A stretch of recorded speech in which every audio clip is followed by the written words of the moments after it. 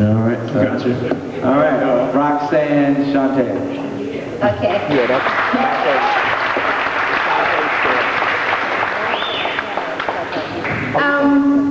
Well, I guess he pretty much told the story of where the Roxanne record came from, and I created Roxanne's Revenge. And my reason for doing that was because I grew up in Queensbridge Public Housing Project. It's the largest housing project in the world with over 30,000 residents. And so it's literally its own little world. And Marley Mall, lived right across the street from me in a building directly across. And he said, listen, I heard that you can rhyme, that you're really good, that you're able to just make it up on spot just like that. And I was like, yeah. And he's like, you know, I work at the Sergio Valente factory. I was like, yeah. He was like, yeah, you know, and they got Western Sergios coming out. I was like, yeah, with the horns. And he was like, yeah. So he said, listen, I can get you the Western Sergios with the Sergio Valente jelly bean jacket. And this was like July. And I didn't care how hot I was going to be in this plastic jacket. I was going to go to his house and I was going to say these rhymes and I was going to rhyme like my life depended on it. So I went up there and he said, well, I don't have no music. So, Big B. He said, yeah, you heard that new Roxanne record, right? I said, yeah, I can rhyme off of that. I didn't care what he put on. I didn't care if he banged on the table. It didn't make me a difference. And so what he did was he put on Roxanne, but he just played the instrumental, which was also from a song called Big B. And I made it up. 5 minutes and 36 seconds of just lyrics, thinking about these Sergios, not thinking about I want to be Roxanne. And the reason why we came up with the name Roxanne Shante is because whenever we would go somewhere, they would be like, Roxanne. And because that wasn't my name, I wouldn't respond. I'd just keep walking, and they'd be like, Roxanne. So then they decided to add the Shante to it so that I would respond. So that's how I became Roxanne Shante. A lot of times, people don't understand that you can put a lot into a career, or you can just have a fluke. You see, a lot of times people get very upset at those of us, and I'm going to include myself in that because I never made a demo. I never shopped around. I never wanted to be a rapper. So therefore, that made my career a fluke. See, a lot of people don't want to accept that. When they can't sing, and they still out there, and they selling millions of albums, they really think they can sing. They don't realize that they are riding a fluke, you know, because it takes a bigger person to understand it.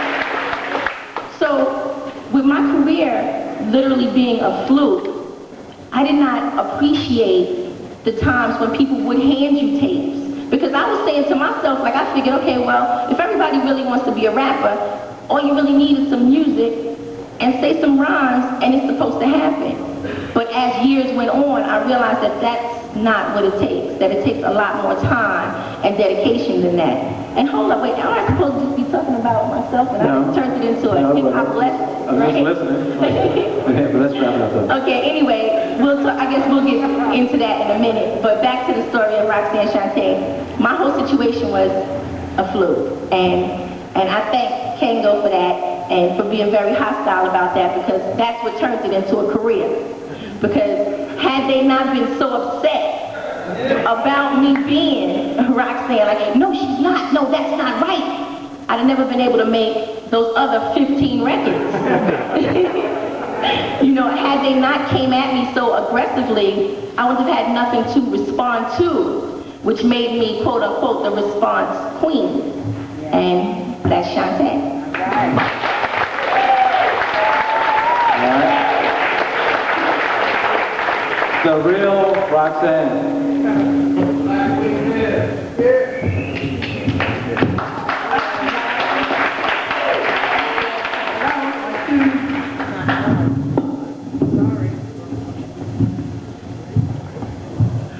Hello everybody, I'm the Real Roxanne. Hi. How you doing?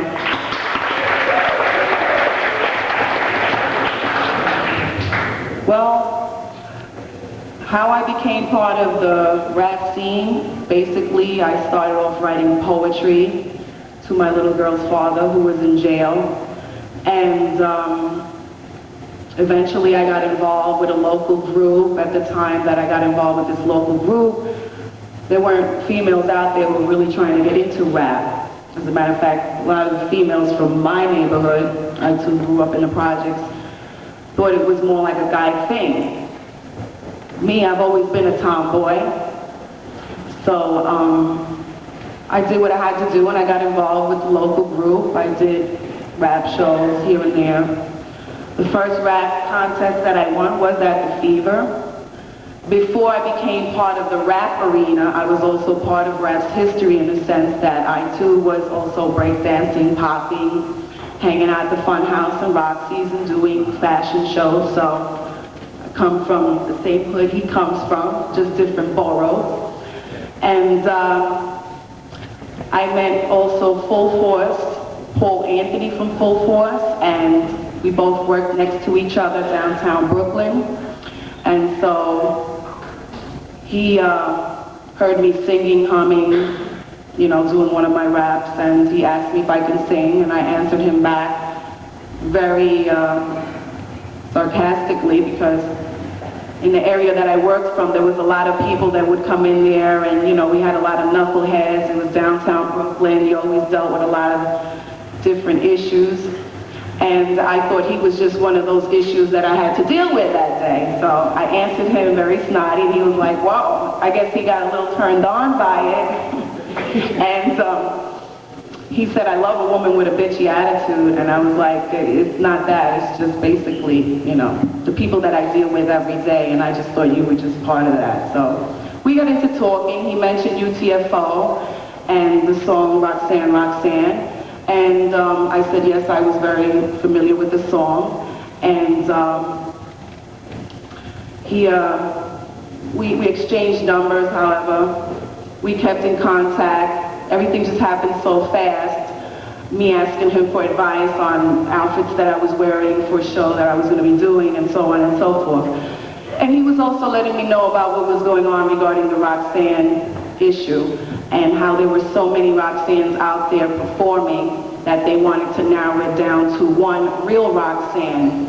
And they asked me if I would audition. Paul asked me to audition in front of the other guys, and I did, and they were like, that's how, we want her. So that's how I fell into the Real Roxanne mess. And It was a mess. oh yeah. Now here's a question, because I have to ask this. How long was the beef, or was there any beef? How long was the beef? Yeah, between the Roxannes. I have to ask that question. I never really had any beef. Although people always thought, they label you. That's one thing about the industry. They label you according to how they want to label you. And they feed this to people. And depending how these people, how would I say, depending on how these people take it, I guess they would either take it as something that's true to them or something that they just brush off their shoulder. But I never had any animosity towards Ms. Shante, and I never personally knew her. All I know is that a couple of times in events, we could say we were young back then, but there were a couple of events where, yes, I would be in the same room with Ms. Shante, and she would have her little comments, but I guess this is how she was known, and I guess she had to live up to that, right? Me, on the other hand, I never fed into that, because where I came from, and understand I was young back then, and how I told Full Force is that I cannot see myself degrading myself on stage, calling myself a hoe, a bitch, whatever have you, because where I come from, those are fighting words, okay? So that was back then when I was young. So they were like, no, we don't want you. Yeah, thank you very much. We don't want you going up there, Roxanne, and getting into any fights. And I was like, okay, so it's best if, we'll leave that to Sparky D and Shante. I'm looking on a different direction, basically, and I wasn't on that mentality. To me, music is poetry, and it still is, and there's a lot of beauty in it, and by supporting and feeding negative things like that, you take all the beauty out of it. I'm not trying to start any shit, but how about a response? How about a quick response? It's all good. I mean, in all reality, I can understand her point as far as saying like, well, she would come into a room with me and I would have my little comments, and I had a very vulgar mouth, and there was you know, that was then, that was me. That was just how I did it. It did not matter. It didn't matter how many Roxannes there were, as long as I was the best one. And that was why there was so much longevity in Roxanne Shante and so many others faded away. Reggie Red. Alright, could we get the beat?